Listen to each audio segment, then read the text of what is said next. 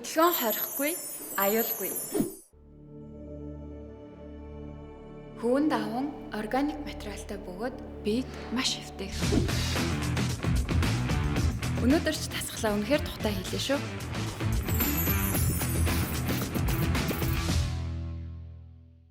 (1998) оны 8 сарын 4-ний өглөө Алабама мужийн Ланет гээд хотод амьдардаг 49 настай Шарлотт Уэйтс гэдэг эмэгтэй өглөөний цайгаа уухын өмнө аяг тавгаа угаагаад ерөнхийдөө жоохон яаруу санд руу нөхөр нь бас ажилдаа явах гээд бэлтжижсэн. За нөхрийг нь болохоор Барри гэдэг. Шарлотт болохоор сургуулийн захиргааны ажилтан. За харин Барри гэдэг нөхөр нь болохоор тэр Ланет гээд жижигхэн хотын даргын төр орлон гүйцэтгэгч хийдэг тийм хүн байсан юм байна. За тухайн хот нь бол ойролцоогоор 9,000 гаруй оршин суугчдтэй. Бараг л ихэнх нь бие биетэйгээ хичнээн танил хоорондоо ер нь маш нягт холбоотой тийм жижигхэн газар байсан юм байна. За тэгээд тэр хоёр өглөөний кофегоо ууж явах үеэр эхнэр нь бол ажил руугаа очихоос өмнө өсчөн орох гээд цаг авцсан байгаа. Тэгээ үдээс хойш гэхэд өмгөөлөгчдтэйгээ уулзах ёстой болохоор өнөөдөр арай оройтож харж ирэх байхаа гэдгээ Баррид бол хэлсэн байгаа. За юу өмгөөлөгч вэ гэхээр Шарлоттын авга ахынхаа өв хөрөнгөтэй холбоотой асуудлаар Уэйн гээд үеэлтэйгээ шүүхийн маргаантай байсан юм байна. За авга нь болохоор Шарлоттод ингээд маш тийм үн цэнтэй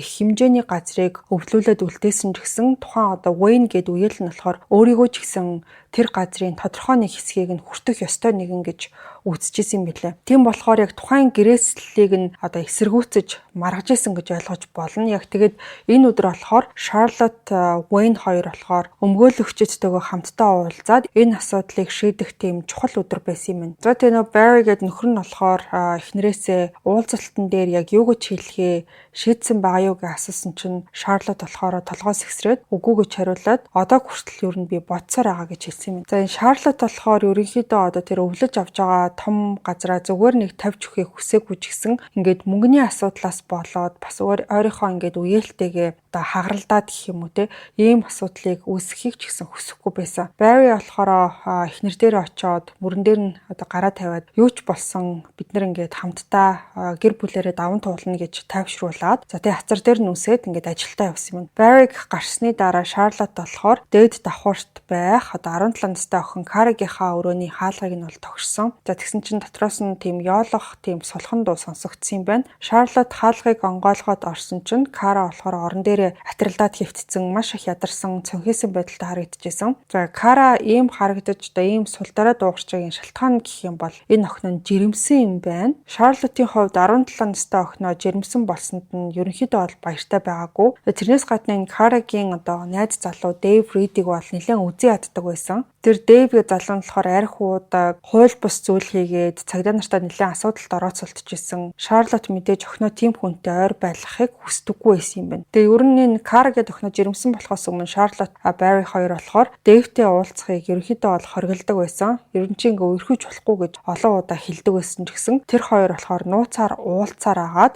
тэгээ Кара бол жирэмсэн болсон юм байна. Тийм учраас Шарлотт ингээд охиндоо маш их сэтгэл гонсгор байгаа гэдгээ ерөөсөө нуудаггүй шууд хэлдэг байсан. За тэглээгээд охиндоо бол маш их дэмжлэх хэрэгтэй гэдгийг ерөнхийдөө бол ойлгож исэн. Кара ахлах сургуулаа төгсгөөс гадна бас өсвөр насндаа ингээд ээж болох хүнд ачааг даван туулах хэрэгтэй байсан. Тэгээ мэдээж охин нь жирэмсэн болохоор аль болох гэр бүлийн уур амьсгалаа тайван байхыг хичээж исэн. Тэгээ охиныхоо өрөөнд явж ороод ингээд би энэ ямар агааг асуусан. Тэгсэн чинь охин нь зүгээр жоохон дотор муухаараад байна гэж хариулсан юм байна. За тэгээ ээж нь болохоор хэсэг зуур бас өрөөг нь эмхэлж цэгцлээд дараа нь болохоор охиндоо хандаад эгч чинь орой сургуулаасаа гэртээ ирнэ гэдгийг нь хэлээд бүгдээрээ ингээд гэр бүлээрээ хамт оройны хоол эцгээе гэж хэлсэн юм байна. За Кара болохоор тэр өдөр хүүхэд харах бас ажилтаа байсан юм байна л да. Тэгээд оройн хоолндоо би амжаад ирэхийг хичээе гэд ээжтэй хэлсэн. За тэгээ Шарлотт болохоор өрөөнөөсөө гарч доошоо буугаад цүнхээ аваад гараашаар дамжаад машин руугаа очсон. За тэгээд өдөөс өмнө гэхэд ойролцоогоор 11 цаг 30 минутын үед Шарлотт болохоор гэрлүүгээ машинтайгаа буцаад харж исэн. Тэдний амьдардаг байр нь болохоор дундаас дээш орлоготой хүмүүсийн амьдардаг тийм цэвэрхэн жоохон тансаг гэж хэлж болохоор хороолол байсан. Хөршүүд нь бараг бүгд бие биенээ таньдаг. Ер нь гэмт хэрэг бол маш бага гардаг тийм тайван газар байсан. Гэтэ сүүлийн хэдэн сар бол яг эдний гэрийн ойр орчимд хэд хэдэн хулгайн хэрэг гараад хүмүүсийг ер нь баггүй жоохон сандрааж исэн ч гэсэн Шарлотт бас түүний гэр бүлийнхэн нь гэрт нь ямар нэг аюул учрахгүй гэж бодсон хэвээрээ байсан. За За тэгээ тэр өдөр Шарлоттын хувьд нэлээд тийм завгүй өдөр өнгөрсөн. Өглөө ажил дээр маш их ачаалттай ажиллаад дараа нь өсчөн орж үсээ засуулсан байсан. Тэгээд ажил руугаа удахгүй буцаж хэдэн цаг ажиллаад тэгээд дараа нь нөгөө үеэл Wayne болон өмгөөлөгчтэйгөө бас хийх уулзалтандаа явах ёстой байсан юм билээ. Гэтэ Шарлотт ер нь хизээч ингээ өсчөн орсон гарсан даруйдаа одоо өөрт нь шууд тийм таалагддаггүй ч гэдэг юм уу хитрхи одоо нэг яаж ч ер нь хизээч орсон өснө өөрт нь нэг юм тухгүй ч гэмээр санагддаг байсан юм байна л та. Тийм болохоор ажил руугаа очихоос өмнө гэртээ харж өсөө өөрөө янзалчаад тэгээ явъя гэж бодсон юм байна. За тэгээ нөгөө чинь гэртээ орчоод шууд дээшээ гараад угаалгахын өрөөлөгөө явсан. За ус хатаагчаа залгаж явах үед бол доод давхарт хаалга онгоох чимээ сонсогдсон. Тэгээ тэрэнд нь бол гайхсан байгаа. Яагаад гэхээр Кара болохоор хүүхэд харах ажилдаа явцсан байх ёстой. Харин нөхөр Барри нь болохоор өдрийн цайны цагаар гэртээ өрн ирдэггүй байсан юм. Тийм болохоор Шарлотт ус хатаагчаа тавиад хин ирснийг харахаар доошоогоо буусан. Ингээд хэдэн цагийн дараа буюу ойролцоогоор 4 цаг 30 минутын үед Шарлоттын 21 настай охин Heather гээд эмэгтэй болохоор гэрийнхээ үүдэнд машина тавиад ерөнхийдөө бол тухайн орой бүгдээрээ одоо ажил хичээлээ тарчаад гэр бүлэрээ уулзалтна гэдэгтээ бол айгүй баяртай байдалтай ингээ явж утсан байгаа. За тэгээ машина болохоор одоо байрлуулчаад тэгээ нэг зүйлийг бол анзаараад айгүй өөртөө сонин санагдсан байна. Гаражийн хаалга нь онгорхой. За тэгээ ээжийнх нь машин нь бол дотор нисэн. Тэгээ яагаад гэхээр одоо урдны өдөр нь ээжтэйгээ уцаар ярихад орой 6 цагийн хавцаал би өөр нь гэртээ очих байхаа гэж хэлчихсэн юм билээ. Гэхдээ Heather бол ерөөсөө нэг ач холбогдол өгөөгүй. Машиныхаа арын суудлаас өөрийнхөө эдцүүлсийг хийсэн одоо уутаа гаргаж аваад гэрлүүгээ алхсан. Тэгээ гаражаар дамжаад гэрлүүгээ ордог хаалганд ойрцсон чинь тухайн хаалга нь бол ер нь баг зэргийн ингээд онгорхой байгааг анзаарсан. Тэгээ нэг л эвгүй санагдаад хаалгаар оронгуудаа ээжигээ одоо чангаар дуудаж эхэлсэн. За тэгсэн чинь ямар ч одоо хариу өгөөгүй. Тэгээ нөгөөх чинь галтгооны хэсэгт явж очиод нөгөө барьсан зүйлүүдэд тавьчаад ээжигээ хайж эхэлсэн байгаа. За тэгээ юу ч сонсогдоогүй, хаанч одоо ээж нь харагдаагүй. Нөгөөдөг чи байшингийн нэг давхраар одоо ингээ нааш цаашаа явсаар байсан. Тэгээ нөгөөх чи үүдний хэсгийн буланг тойрох үеэрээ ээжигээ одоо олж харсан байна. Шарлотт болохоор шатны доод хэсэгт хөдөлгөөнгүй хөвтөжсэн. За тэр даруйдаа шууд ээж дээрээ гүйжчоо зүгээр хэсгийн одоо шалгахыг оролцсон. Гэхдээ ээжийнхээ хөлтөнд хүрсэн чинь бүр мөс шиг хүүтэн болцсон байсан. За тэр даруй Heather бол өөр өрөөлөө гүйж орж уцаа аваад 911 руу шууд залгсан. Ингээ хэдхэн минутын дараа Ланет хотын цагдаагийн газрын дэслэгч Richard Carter гэдэг хүн болохоор Шарлоттын амьдардаг гудамжаар одоо дахиад айгүй хурдан хугацаанд хурж ирсэн. За тэгээд тухаангүй байдалтай олцсон эмэгтэй тухай одоо 911-ийн дуудлагад тэр бол хариу өгч ирсэн. Гэтэ диспатчер эмэгтэй бол яг хэнийг гэрээс олцсон гэдгийг нь хэлэхэд тухайн одоо дэслэгч маань нэлээд одоо гайхаж хүлээж авсан ба. Яагаад гэхээр тухайн одоо хаяг нь хотын даргын үүргийг гүйцэтгэжсэн Barry Waite-ийн гэр гэдгийг тэр бол мэдчихсэн. За тэгээд дэслэгч Carter болохоор гэрийнх нь одоо урд ирж зогссон чинь нэг залуу эмэгтэй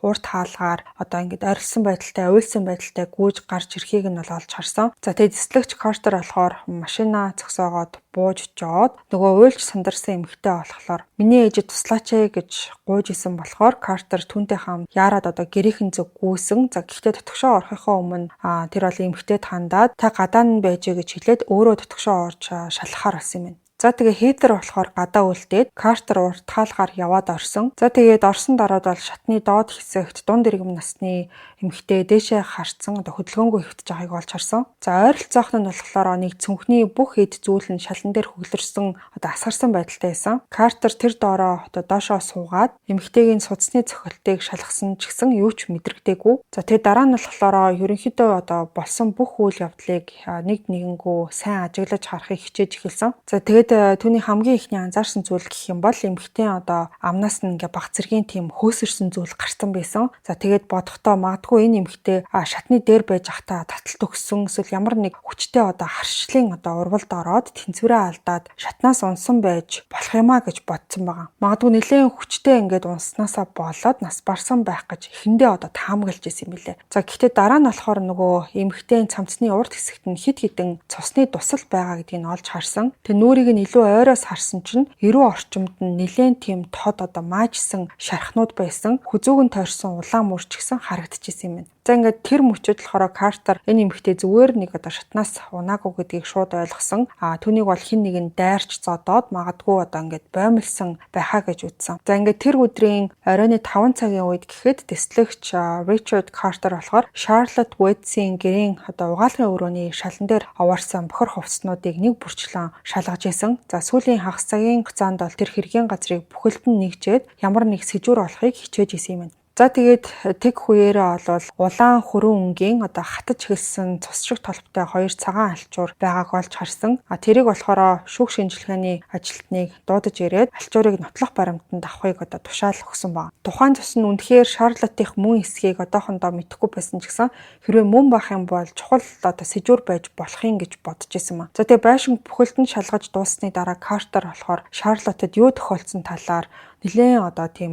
таймтай одоо таамагтай болсон гэхүүдээ гэрт бол хүчээр нэвтэрсэн ямар ч шинж тэмдэг байгаагүй. Телевизор болон бусад үнэтэй эд зүйлс бол бүгд байранда байсан. Шарлоттын цүнхийг шатны ойролцоо шалан дээр асгасан байсан ч гэсэн төрөвчин доторх бэлэн мөнгө за кредит картууд нь бол хэвээрээ байсан. За тийм болохоор Картер энийг бол одоо бүтлгүүцсэн дээрэм гэж юусоо бодоогүй. Харин алуурчин бол одоо хэрэг хийснийхээ дараа зориуд ингээд цүнхтэй одоо зүйлийг энэ төр чигт насгаад дээрэм юм шиг одоо харагдуулах гэж оролцсон ч гэсэн тэр нь бол маш тийм жижиг сул алдаануудтай байсан гэж тэр үздсэн. Ерөнхийдөө бол дээрэм шиг огт харагдаагүй гэсэн. Картерийн тэр үеийн одоо бодлоор бол Шарлоттыг санаатайгаар ингээд таньдаг хүн нь алсан байх гэж утсан. Тэгээ байж л одоо урт хаалганы хавцаа нэлээд тийм одоо шуугилдах чимээ гарч эхэлсэн. За тэгээ Картер одоо юу болж байгааг нь харахаар очисон чинь яг үүдэн дээр бол нэг эрэгтэй хүн хоёр шүүх шинжилгээний ажилтныг одоо ингээл орохгүй л дайраал гэсэн үг шүү дээ. Тэр хоёр нь болохоор нөгөөтгийг чи хаагаал нэг тийм байдалтай зогсож байгааг нь бол олж харсан. Тэгээ хэсэг хугацааны дараа Картер тэр хүнийг шууд таньсан байгаа. Тэр бол нөгөө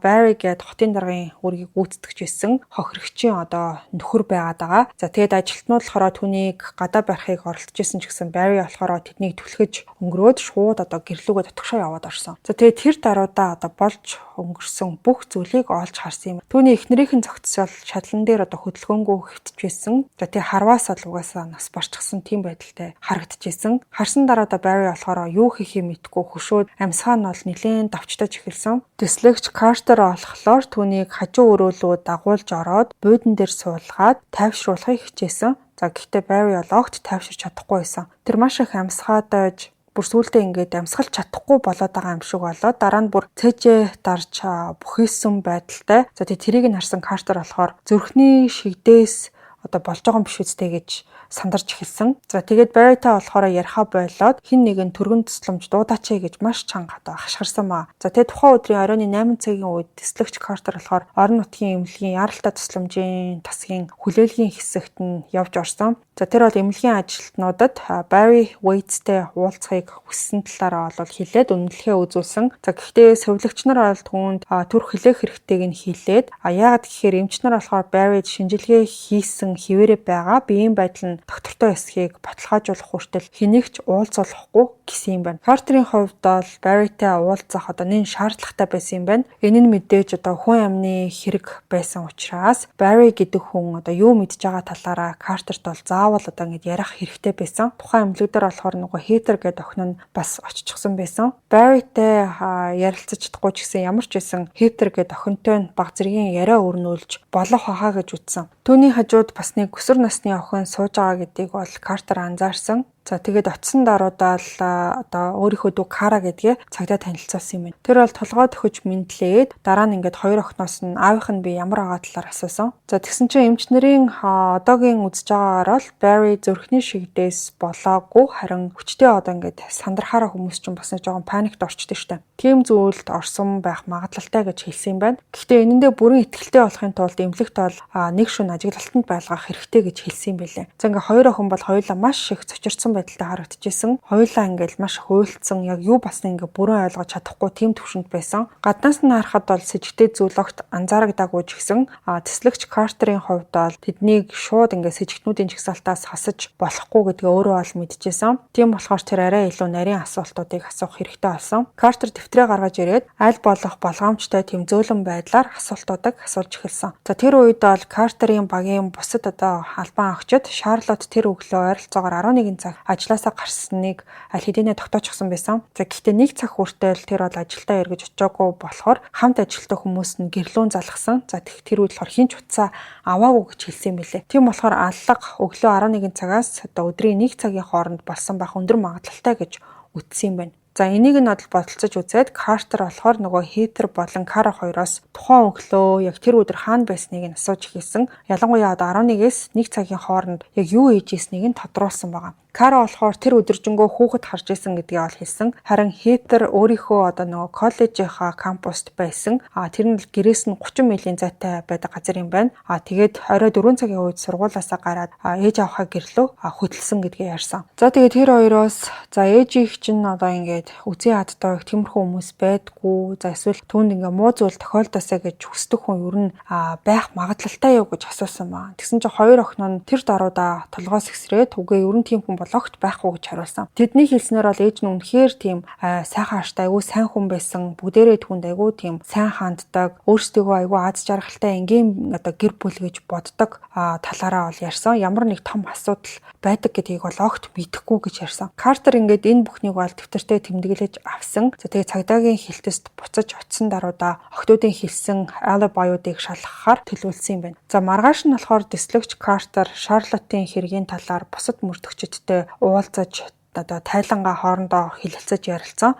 Тэр өглөө бол ажил руугаа явж байхдаа радиогоор орон нутгийн мэдээг сонссон юм байна л да. Тэгээ Шарлот болохоор хотын даргын үүргийг гүйцэтгэжсэн хүний эхнэр байсан болохоор түүний аллахын тухай яриа ингээд хотын бүх хүний амнаас бүр салхаа байсан. Тийм болохоор Картер гэдэслэгчийн хувьд ч гэсэн энэ хэргийг аль болох хурдан шийдэх асар их тийм дарамтын дунд байсан гэж хэлж болно. За тэгээд Хитер болон Карагийн алибиыг нь бол тэр шалгаж дууссан. Хоёулангийнх нь мэдүүлэг үнэн болох нь бол тогтоогдсон. 11 цагаас 1 цагийн хооронд хоёр охин хинэнч гэртээ байгаагүй гэдэг нь бол батлагдсан юм байна. Тиймээс Картер тэдний албан ёсоор сэжигтнүүдийн жагсаалтаас шууд хассан. За ингээд бусад цагдаа нар ч гэсэн өрөөнд бөөнд суугаад өмнөх шөнө нь яг юу хийсэн гэдгийг Картерт эхнээсээ бол тайлагнаж эхэлсэн. Гэхдээ хэргийн газар очсны дараахан Шарлоттын хөршүүд бас хамт ажилладаг хүмүүсээс нь асуусан ч гэсэн ямар нэг шинэ сэжигтэй гэмээр итгээд ерөөсөө гарч ирээгүй сонсоод Картерийн хувьд бол нэлээд тийм сэтгэл гонцойсон. За хамгийн их тус болж мэдэх хүн нь бол одоогийн байдлаар Шарлоттын нөхөр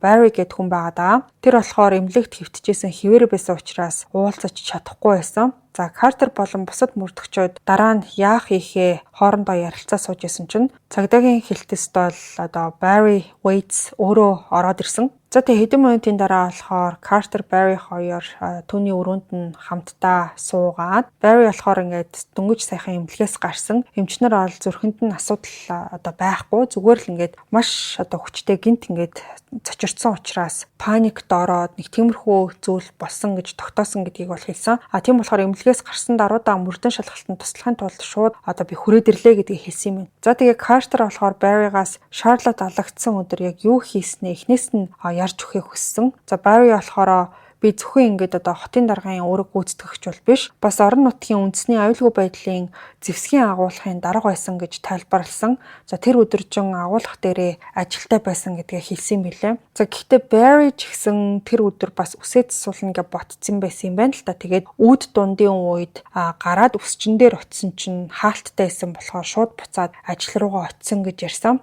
Тэгээ оройны 4 цаг 30 минут хүртэл тэндээ байж байгаад тэгээ Хитер гээд охин нь айгуу сандарсан байдалтай утсаар залгаад ээж нь гэртээ ухаангүй хэвтэж гин гэж хэлсэн. За ингээ Барри гээд хүн ийм зүйл ярьж ах үеэр нь Картер бол яг үнэндээ түүний ярианаас нөлөөтэйгээр гар болон шуу хэсгийг нь ажиглаад харж исэн байна. Ягаад гэхээр хэргийн газрын нөхцөл байдлаас харахад бол Шарлот ингээд алуулахаасаа өмнө өөрлөө дайрсан хүнтэйгээ тэмцсэн, ноцолцсон тэм шинж тэмдэг бол анзаарагдчихсан. Тийм болохоор тухайн дайрсан этгээдийн гар шуу орчимд нь маажсан шарах, зүсэгдсэн сорив, хөхрөлт гэх мэт ямар нэг уул мөр байх ёстой гэж тэд нар бол үзчихсэн юм билээ. Гэхдээ Картер Барриг ингээд анхааралтай ажиглахад ямар ч тийм ил харагдах шарах байгаагүй. Бас Барригийн ярьж байгаа бүхэн нь бол маш тийм энгийн, логик дараалалтай, ойлгомжтой байсан. Тэр үнэхээр чин сэтгэлээсээ ярьж байгаа юм шиг харагдаж, мөрдөн шалгалтанд туслахыг үнэхээр хүсэж байгаа гэдэг нь мэдрэгдэжсэн. За мэдээж Картер бол энэ хүн үний ярьж гин гэж шууд дүгнэж болохгүй. Тэр бол Барриг сэжигтнээс бүрэн хасах хараахан болоогүйсэн. Гэхдээ анхны сэтгэл бол Барри яг бүх зүйлээ ингээд яг үннээр нь дараалалтай айгүй ойлгомжтой яриад байгаа юм шиг санагдсан юм байна. Ярилцлагын үеэр болохоор Картер гинт сэдвээ өөрчлөөд таны эхнэрт ингээд муу зүйл хийхийг хүсдэг муу сансан хүн байгаа болов гэд асуусан. За Barry тэгсэн чинь тийм ер нь бол ингээд байсан баха гэж хариулсан юм билээ. Тэгчээд бүр Charlotte-ыг амиа алдах юм бол тэр нь өөрсдөнд ашигтайгаар эргэх 2 хүн байгаа гэдгийг хэлсэн юм байна. Солонгосын Happy Monday брендийн өөрөөсөө түлхэгчтэй органик хөвөн даван тампон аль бие усны эрхтэйгээр Монголд худалдаалагдаж эхэллээ. CU-гийн бүх салбараас худалдаж авах боломжтой. Найдвартай хамгаалалт 5 тухыг танд мэдрүүлэн Happy Monday CU-гийн бүх салбараас.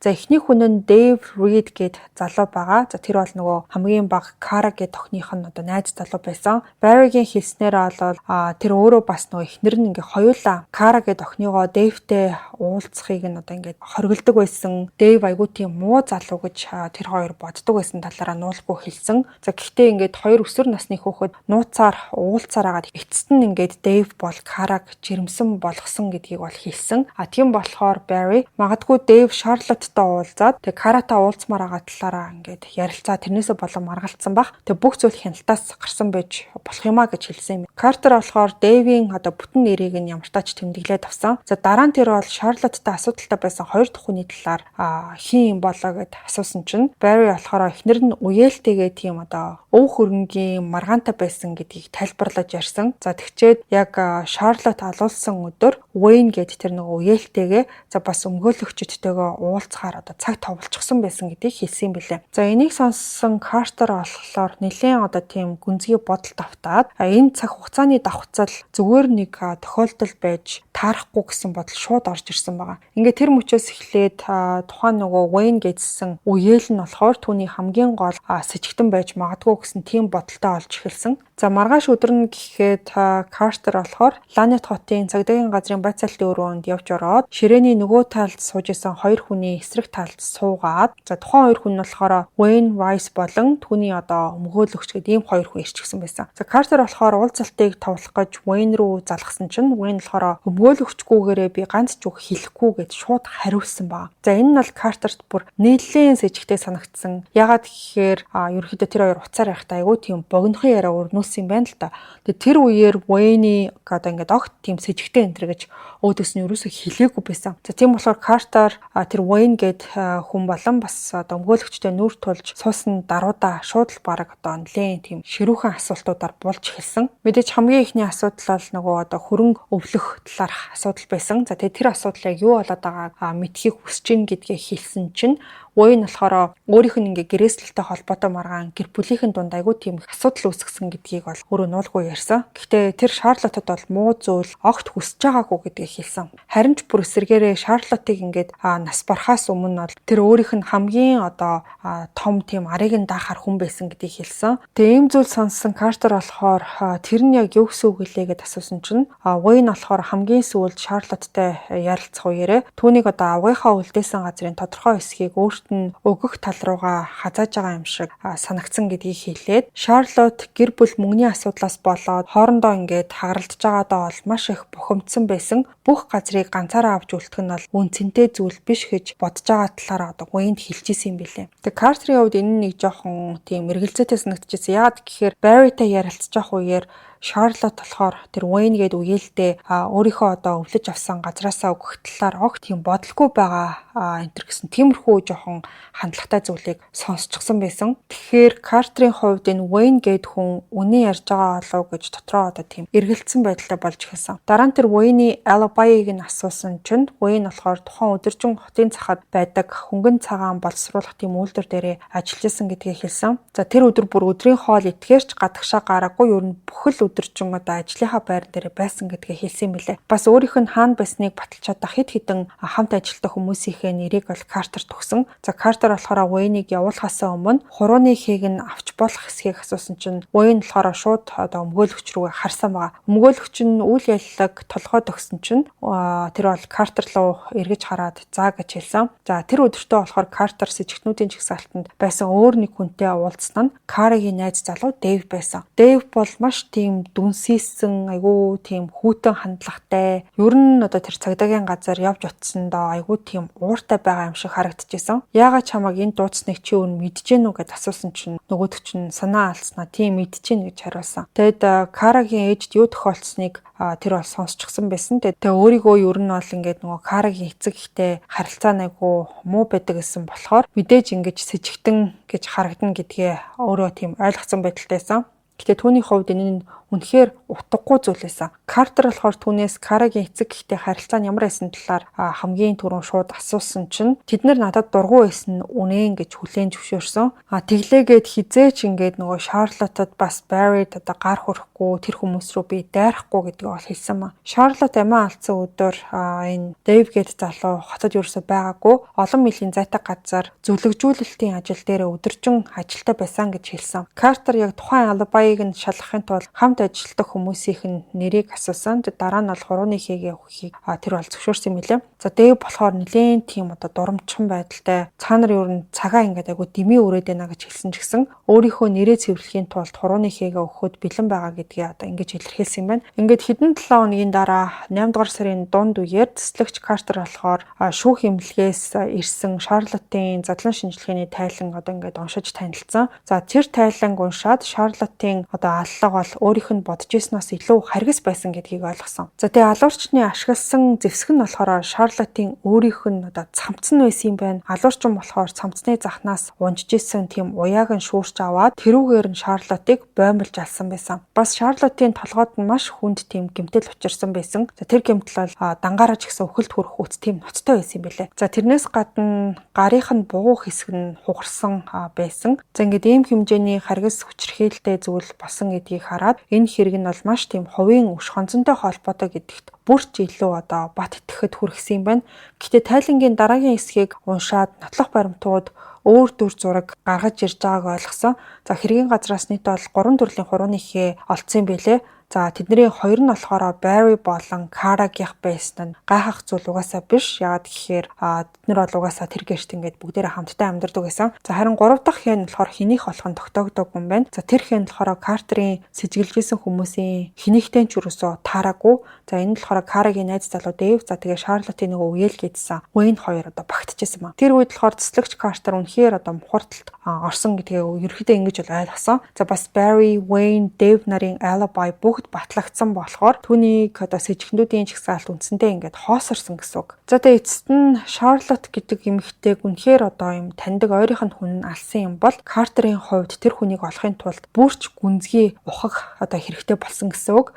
За 1998 оны 10 сард Шарлотт Уэйтс одоо амиа алдснаас хэдэн сарын дараа тэслэгч Картер болохоор Ланет хотын цагдаагийн хилтэст явж ороход бол жижүүрийн цагдаа одоо уцаа дөнгөж тавьж исэн. За тухайн цагдаа болохоор Картерийг зогсоогоод Шарлоттын хэргийг одоо хүлээж авах мэдээллийн утас руу дахиад нэг дуудлага ирсэн гэдгийг хэлсэн. Гэхдээ яг юу ярьсныг нь сонсно гэхээс Картерийн бүр ингээд дотор нь сонирн болж исэн. Яагаад гэхээр цагдаа нар бол Шарлоттын хэргийн талаар мэдээлэл авах тийм тусгай утас одоо ажилуулад тэрнээс хойш бол баг өдөр болгон маш олон дуудлага ирдэг болсон юм байна. Гэхдээ тухайн дуудлагууд нь хэрэгт тус болохоосоо илүүтэй мөрдөн шалгалтыг улам бүр удаашруулж исэн. Яагаад гэхээр Картер болон түүний баг гэрсэн одоо тухайн бүх мэдээллийг нэг бүрчлэн шалгах шаардлагатай байдаг байсан. Тэгээ ихэнх нь ердөөл юм нэг цуурхалч гэдэг юм уу хүмүүсийн хооронд яригдж байгаа ховчөв эсвэл хин нэгэн одоо утгагүй зүйл зохиож ярьсан одоо хардлага төдий зүйл байдаг байсан юм билээ. За тэгээд тийм мэдээлэлээс нь болоод Шарлоттын гудамжинд амьдардаг урд нь нэг айл дээрэмдж исэн гэх тийм одоо түүхтэй нэг залуу хүртэл шалгаж исэн юм билээ. Гэхдээ тэр залууд баттай алиби байсан юм байна. За бас нэг найз бүсгүйгээ одоо яг Шарлотт руу одоо дайрсан аргатай төстэй байдлаар боомлж исэн нэг эрэгтэйг бас шалгаж исэн юм байна. Гэхдээ түүнд ч гэсэн алиби баттай тийм алиби байсан. Картер бүр Жоржа мужи руу хүртэл өөрөө машина барьж аваад нэг жижиг гарын гэмт хэрэгтэн үдшилэг дээр Шарлоттыг бие алсан гэж сайрхсан гэх мэдээллийг ч гэсэн шалгаж исэн юм байна. Тэгээ тэр хүнтэй нь бас л уулзаад үзэхэд баттай алибитай байсан.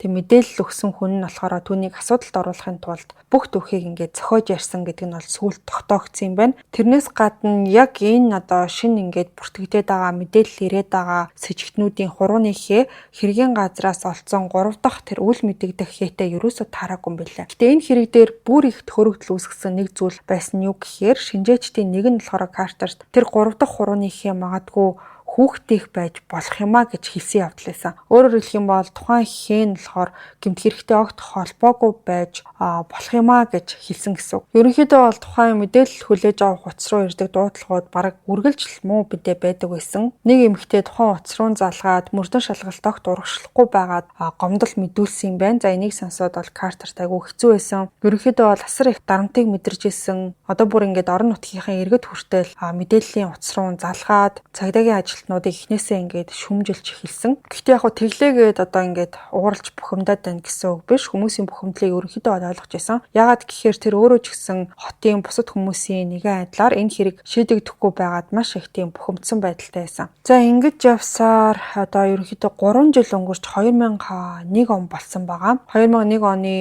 нэг өглөө Шарлоттын хэргийн талаарх мэдээллийг авах утас бол дууссан. Ерөнхийдөө бол энэ хэрэг бараг 2 жилийн турш бүрэн юм зогсон байдалтай болчихсон. Үндсэндээ бол cold case болсон гэсэн үг. Картер болохоор сүүлдээ өөр хэрэгүүд дээр томилогдоод Шарлоттын гэр бүл ч гэсэн ямар ч одоо хариулт авч чадлаггүй амьдралаа ингээд үргэлжлүүлэхээс өөр аргагүй болсон юм байна.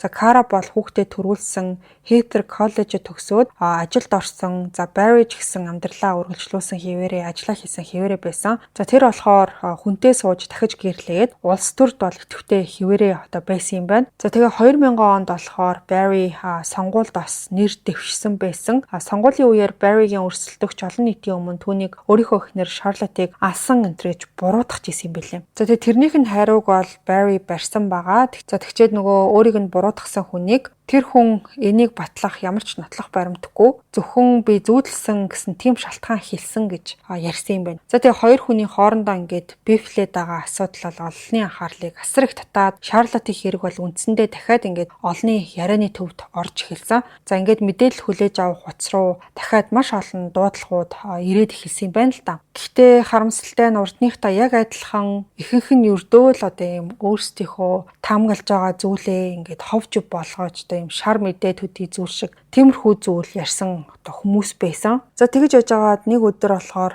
мэдээлэл хүлээж авах утсыг хариуцж исэн ээлжийн цагдаа Картерийн өрөөний хаалгыг онгойлгож орж ирэх үеэрээ царайнд нь ээлт тийм догтлсон дүр төрхөл харагдчихсэн. За тэгээ Картер мэдээж юу болсон бэ гэж асууж амжаагүй байхад нь нөгөө одоо ээлжийн цагдаа шууд л одоо хоёр хүн утсаар мэдээлэл өгсөн. Тэдний ярьсан зүйл энэ хэргийг бүхэлд нь эргүүлэх хэмжээний чухал мэдээлэл байсан гэж хэлсэн юм байна. За тухайн чухал мэдээлэл бас шүүх шинжилгээний нотлох баримтууд болон гэрчийн мэдүүлгүүд дээр үндэслээд цагдаа нар 1998 оны 8 сарын 4-нд Charlotte Waits яг юу тохиолдсон гэж үзэж байгаа талаар ийм байдлаар сэргээн тайлбарласан юм байна. Үдээс өмнө ойролцоогоор 11 цаг 30 минутын үед алуурчин Шарлоттын гэрийн гадаа явж очсон. Тэгээ хамгийн түрүүн бол гараж дотор байсан Шарлоттын машиныг олж харсан. Тэрийг нь хараад яг зөв цагтаа ирсэн гэдгээ тэр даруйдаа ойлгосон. За тэгээ машинаа замын хажууханд байрлуулад гараж руу яваад орсон. Алуурчин гараашаар дамжиж гэрлөө явж ороод галтагоонд орсон даруйдаа 2 дугаар давхраас хөлийн чимээ олж сонссон. Тэр дараа бол энэ нь Шарлотт мөн гэдгийг ойлгосон. Яагаад гэхээр гэрт нь бол өөр хүн байхгүй байсан. За тэгээд алуурчин бол хаалгыг хаагаад 2 давхар руу гардаг шатны зүг рүү алхаж дээшгээ гарсан. Яг алуурчин 2 давхрын коридорт хүрэх үеэр Шарлотт угаалгын өрөөнөөсөө гарч ирээд түүнийг олж харсан. Тэнд зогсож байгаа хүнийг хараад ээлт гайхсан шинжтэй алуурчин шууд л түүнээс нэг асуултыг асуусан байна. Тойруулалгүй шууд асуусан. Харин Шарлоттын өгсөн хариулт алуурчны сонсхийг хүссэн зүйл нь байгаагүй. Тиймээс алуурчин түүнийг бодлоо өөрчилж өөр хариулт өгөхийг ятгах эхэлсэн байна. Гэхдээ яриа бол маш хурдан тэгээ ширүүн маргаан болж хувраад эцэст нь бол алуурчин уураа барьж чадлаггүй Шарлоттын нүүрлүү нь хүчтэй зөксөн. Тэгээ түүний хамраас нь тэр даруй цус асгарч эхэлсэн. Цочирдсан болохоор хурч ариун цэврийн өрөөрөө буцаж ороод нүрээ арчих халчуур авахыг оролдож эхэлсэн. Тэр мөчөд алуурчин бол өөрийгөө аль хэдийнэ буцах аргагүй чадахгүй болсон гэдгийг ойлгосон. Шарлот нүрээ альчуураараа дарж айж сандарсан байдалтай угаалгын өрөөнөөс гарч ирэхэд алуурчин араас нь очоод түүнийг цамцны захнаас нь унжижсэн уяануудыг нь атгаж аваад хүзүүгээр нь чанга боогоо татаж эхэлсэн. Шарлот амьсгалахын тулд тэмцэлдэж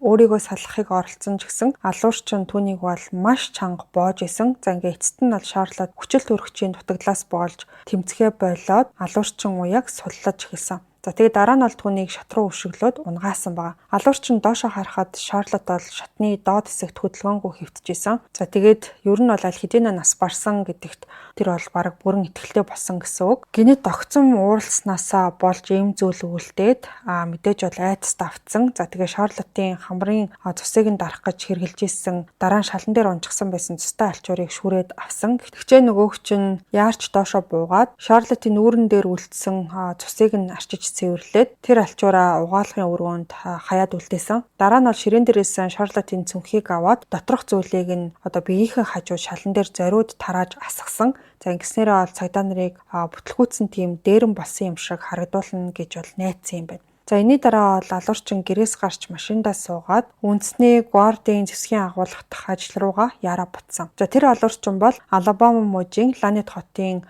даргын үүргийг гүйцэтгэгч мөн Шарлотын өөрийнх нь нөхөр Barry Waits байсан байгаа. Barry болохоор ерөнхийдөө нууцаар асар их өрөнд орчихсон тийм хүн байсан юм байна. Тэгээд өрөө дарахын тулд Шарлотын нөгөө авгаас нь ирэх байгаа үх хөрөнгийг бүтнээр нь авах тийм сонирхолтой өөрийнх нь хувьд хэрэгтэй болчихсон байсан гэсэн үг. Тийм болохоор Barry өдрийн цагаар гэртээ явж чод Шарлоттой бараг ингээд нүүр туулж тэр талаар ярилцсан. Ерөнхийдөө бараг эхлээд ятгаж байгаа сүултээ ингээд шаардаж эхэлсэн гэсэн үг. Тэгээ асуусан байгаа. Wayne-тэй хийх уулзалтан дээрээ чи яг юу хэлэх гэж байна? Юу хийх гэж байна? Түүнд өв хөрөнгөөсөө өгөх гэж байгаа юм уу гэж асуусан баг. Харин Шарлот болохоор тийм ээ. Би ингээд энэ зүйлтээ эвлэрээд өв хөрөнгийг хуваахаар төлөвлөж байгаа гэж хариулсан баг. За ингээд энийг сонссон Barry бол бүр ингээд тесрэлтлээ уурлаж эхэлсэн. Толгойд нь болохоор Шарлот өв хөрөнгийн хагасыг нь Wayne-д өгчих юм бол надад тал нь үлдэнэ. Харин би түүний хэрвээ алчих юм бол амь насны даатгалын мөнгийг нь дээрээс нэмээд аавна. Тэгэхээр нийлээд миний бүх хөрийг дарахад хангалттай мөнгө болно гэсэн тийм бодол гинт орж ирсэн байгаа байхгүй юу. Гэтэ даатгалын компани бол мөнгийг олгох үедээ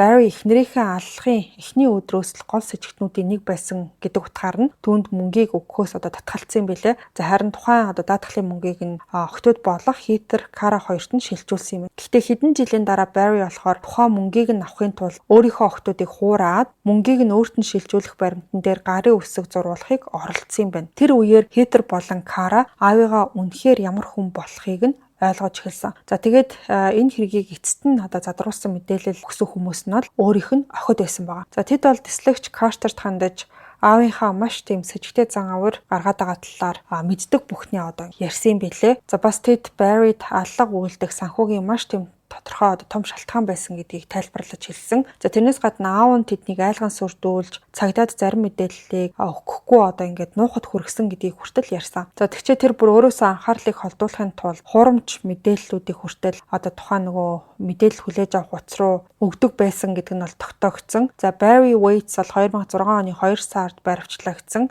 Тэгээ 9 сарын дараа 1-р зэргийн хүн амны хэрэгт буруутай тогтоогдоод түүнд бол нийт 40 жилийн хорих ялыг оноос юм байна. За ингээд ийм маш их наан цаана болсон үнэхээр бүр санаанд ормооргүй хэрэг байлаа.